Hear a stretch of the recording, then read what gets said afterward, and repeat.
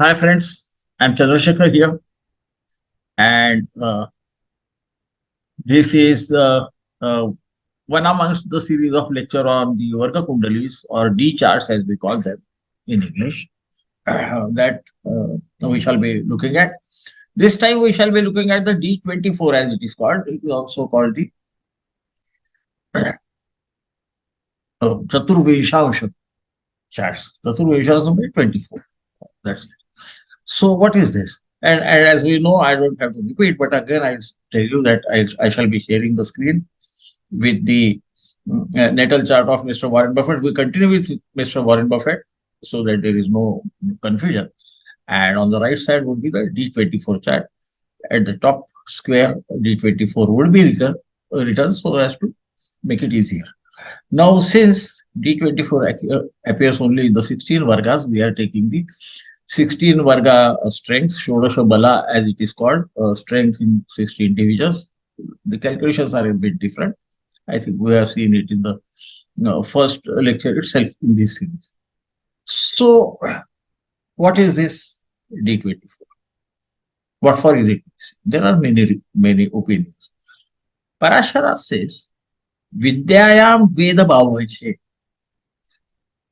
which means education, learning, is to be seen from the D24 chart, the Veda Bhavansha or the ChaturviMshāMsha chart.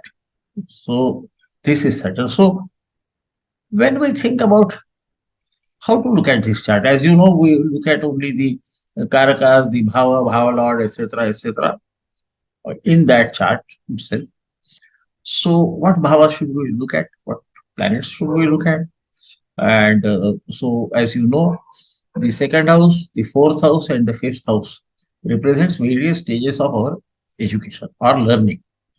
Here, Vidyayam has two meanings. Vidyayam is learning also. That could be from your experience, could be a different form of learning than only the academic learning. But generally, in the current state of affairs or in these times, we can see the school education from the second house, the graduation that is post school, not the high school graduation after that, from the fourth house, and beyond that, the postgraduate, as we call it, from the fifth house. PhD, etc., or higher, even higher level of education can be seen from the ninth house. Now, who are the Karakas for this? What is Vidya? So it is said, Buddha Vidyasu Yuktim Matim. Buddha, Mercury, represents the Vidya, the learning, or the mind, which talks about how to absorb things and how to relate them. So this sort of Vidya, grasping, etc., is to be seen from Mercury. Whereas, what happens with Jupiter? Jupiter comes to Shruti Shastra. Shruti is that which is heard. Shastra is sciences. Dhi Smritim Matim. That means, in my opinion, Jupiter represents whatever is learned through the mouth of the preceptor or a teacher, a science, intellect as such, and then memory, etc., are to be seen from, or learning which is acquired through all these things is to be seen from Jupiter. So we look at Jupiter, we look at Mercury, we look at the second bhava, the fourth bhava, the fifth bhava, and their lords, obviously. And here you will find, I'll be sharing the screen now so that we don't have to worry about what I'm talking about. And so this is the share, as you can see. And here we can see which are the lords. The second house is Pisces, fourth is Taurus, and the fifth is Gemini. So the lords are Jupiter, Venus, and Mercury. Mercury and Jupiter also happen to be the Karakas for learning. And so those houses, their lords, etc., and their interrelations would be of interest to us. And here what we see is, I'll be short because there are too many planets involved, but fortunately, two of them are, I mean, co-terminus or own both the things. They, like Jupiter, rules over learning as such through various means, including learning from the preceptor, etc. Mercury, the intellect to understand these things, or even from experience, etc. And second and fifth bhava, as you can see, are also owned by them. So the Karaka and Bhava Lord are one and the same. And the second bhava, the fourth bhava, is owned by Venus. So, which is graduation level of learning. So, what did it? How did it work out? We can see that Jupiter, Mercury, and Venus, and of course the eighth house of what we can say Guhya, that which can be understood, which cannot be understood very easily, and one has to delve into it from the eighth bhava. So, which again is ruled by Mercury, and all of them are aspecting each other. You know that in dual Rashis, the Rashis aspect each other, and the planets there also aspect those Rashis. So Jupiter aspects Venus and Mercury, Mercury aspects Venus and Jupiter, Venus himself aspects Jupiter and Mercury, and their bhavas, obviously, because they happen to be the bhava lords. So this much is clear. Here we can see that he would have done very well. So school and above school levels are excellent. So what is different? The Lagna Lord, of course, Saturn is there, who naturally represents learning as such. He is occupying the fourth house. We are talking about the T chart, not the natal chart. In natal chart also, you will find much influence of all these planets on each other, on each other's houses. Jupiter aspects house of Venus and all those things you can see here also on the left side of the chart. Venus and Mercury aspect the fourth house, so scholastic or academic education should be good, fairly good. This one is apparent from there, but this gives something more. What is that more?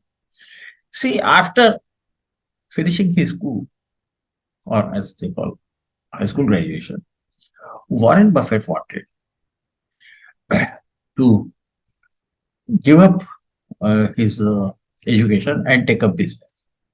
Now, because of influence of his father, he decided to go in for college.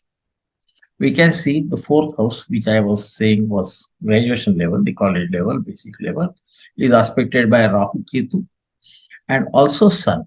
So Sun's influence, Sun is the Karaka of father, as you are very much aware. And Rashi of Venus also aspect that fourth house.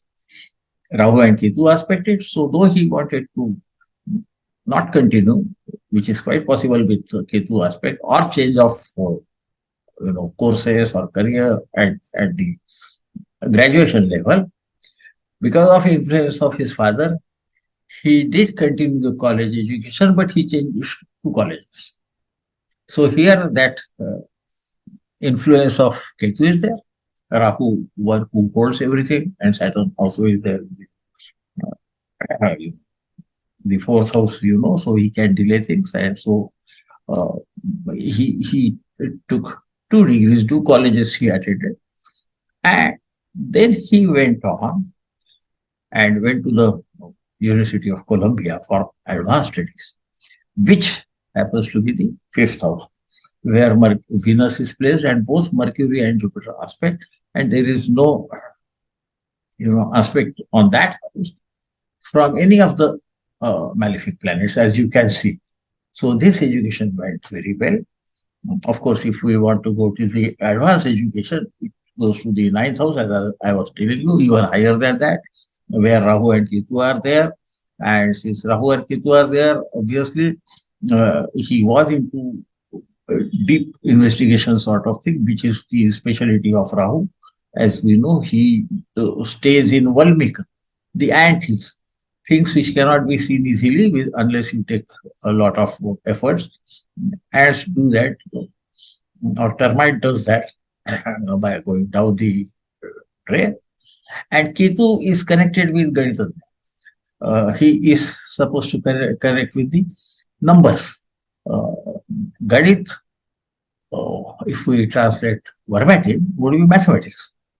But here Sanskrit language is there, and Ganitha relates to the science of numbers.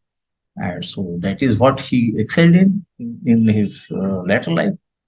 And so there you have how we look at the D24. We can see that here Sun has 14.78 points in the Shodasha Bala. Mercury again has 14.6. Jupiter has 10.95.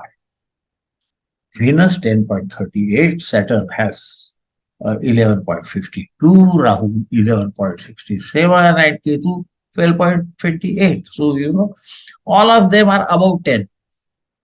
And as you know, above 10 is very good. Nearing 15 or exceeding that is even better. So, Sun, the father's influence is obviously there in his, career, whatever the education that he saw. We will see the number, the strength of Mercury and Sun are almost equal. Why almost? They are, but Jupiter and Venus also have more than 10 points. So we can see what was happening here. We understand that. And this is how I would interpret the D24 chart.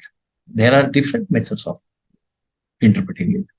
Some people can look at even the planetary aspects here. I do not. I have made that very clear. And I have also given you the reason why I do not accept that, because uh, planetary aspects are in degrees, 30 degrees from each other, 60 degrees from each other, and so on. Of course, our Vedic astrology, it is 90 degrees and 120 degrees, which are most looked at. There are other degrees also, because, but barring Mars, there is hardly any 270 degrees also there. Saturn and Mars have different degrees. Even Jupiter has different degrees than 120 and 90 as well. But this is how it works. So we look at the what I call the Rashi aspects, the science aspect each other. Uh, if they are dual, cardinal signs aspect the fixed signs, and vice versa, except the sign just adjacent to it. And all that so I did not want to repeat, but I thought that somebody looking at this lecture independently of the others which are already there on the that on our channel, it would be better and right on my part to repeat it. And so, my friends, these will always be, as you know, will be short lectures, because we are going to look at the principles. We apply the same principles, the Lord, the Bhava Lord, the Karaka, and the influences over them and their lords. That is what we have been doing. We have been consistent. We have taken only one chart and life of one person, Mr. Warren Buffett. And you can see here why he's more interested in investigating, because ultimately his business is connected with speculative trade. And for that, you have to go into a lot of research, which is highest form of knowledge that he possesses, is famous for that. And so, my friends, I shall take your leave.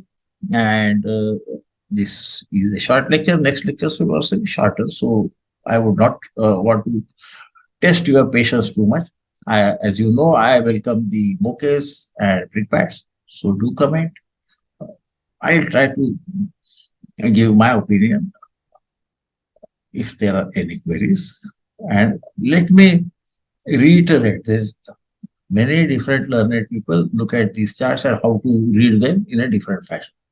So this is my opinion, which I have never hidden from you. This is how I look at it. And so I shall take your leave, and a very good night.